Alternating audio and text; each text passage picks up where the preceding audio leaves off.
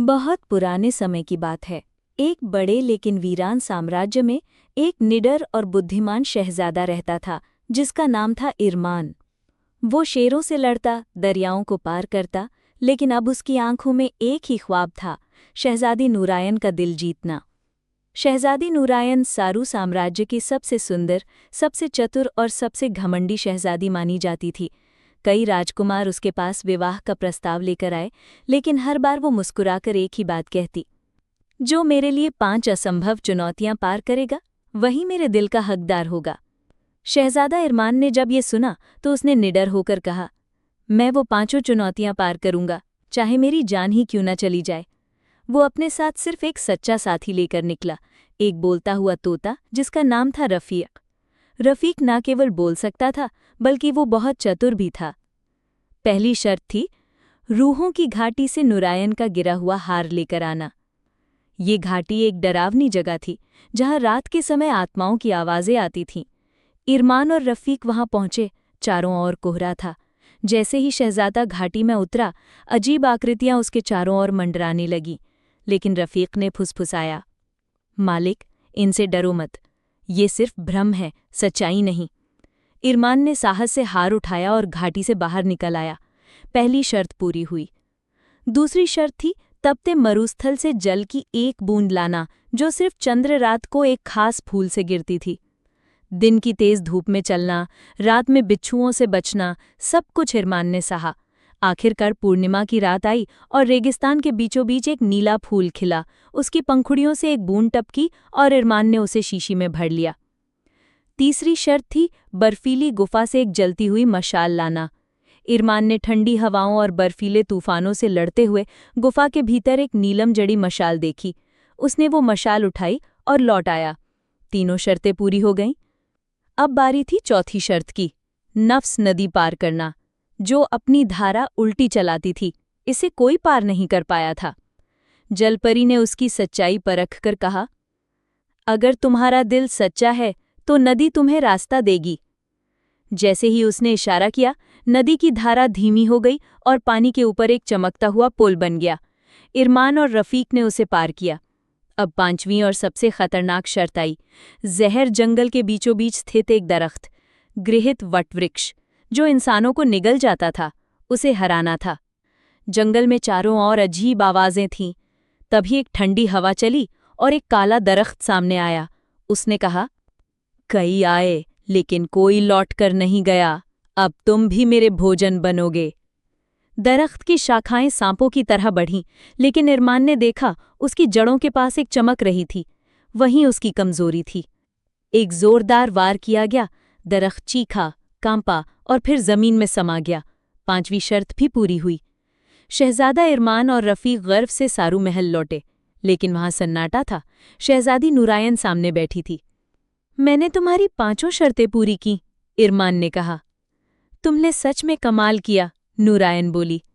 लेकिन वो थोड़ा झुकी और कहा, अगर तुम सच में मुझसे विवाह करना चाहते हो तो मेरी खानदानी अंगूठी लाओ जो साया गुफा में है।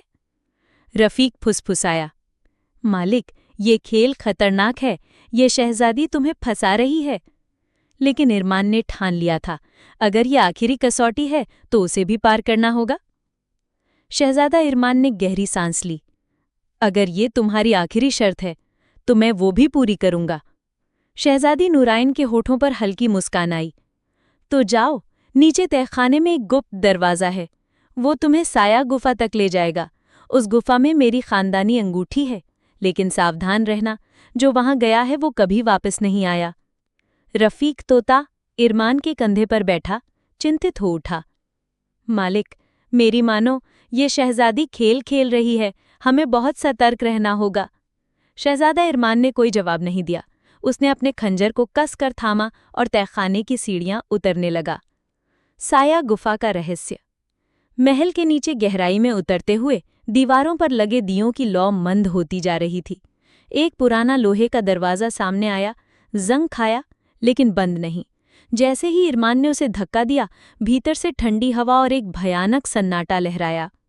गुफा अंधेरी और स्याह थी, दीवारें नमी से भीगीं और उस पर अजीब से चिन्ह उकेरे थे।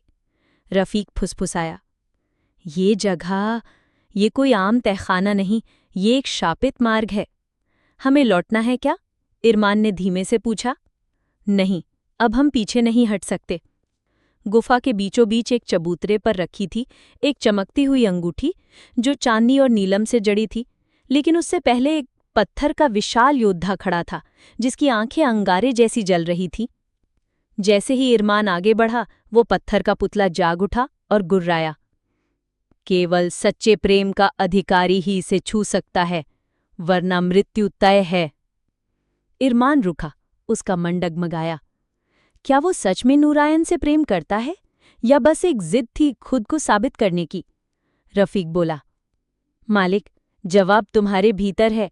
अगर नियत साफ है तो ये रास्ता भी खुलेगा। इरमान ने आंखें बंद की। मैंने ये सब किसी जिद के लिए शुरू किया था, लेकिन अब मैं जानता हूं, मेरा इरादा सच्चा है। मैं उसके दिल को जीतना नहीं, उसकी सच्चाई देखना चाहता हूं।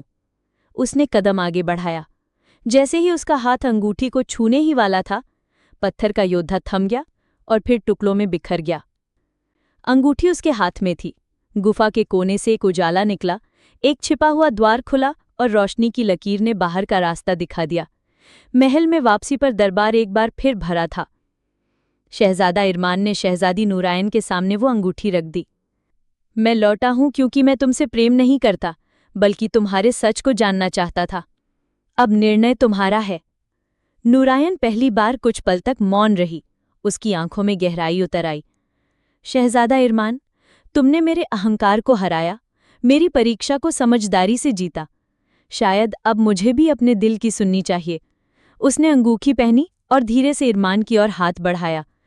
अगर तुम अब भी मुझे स्वीकार कर सकते हो, तो मैं तुम्हारी बनना चाहती हूं। सारू महल में शहनाइयां बजी। जहर जंगल, नफ्स नदी और गृहित वटवृक्ष की परीक्षाओं से गुजरकर इरमान और नूरायन एक नई शुरुआत के रास्ते पर थे। रफीक अब महल का सबसे बुद्धिमान सलाहकार माना जाने लगा, और शहजादा इरमान की कहानी वो रह गई आने वाली पीढ़ियों के लिए। सच्चा प्रेम वही है जो परीक्षा से नहीं, सच्चाई से जीतता है।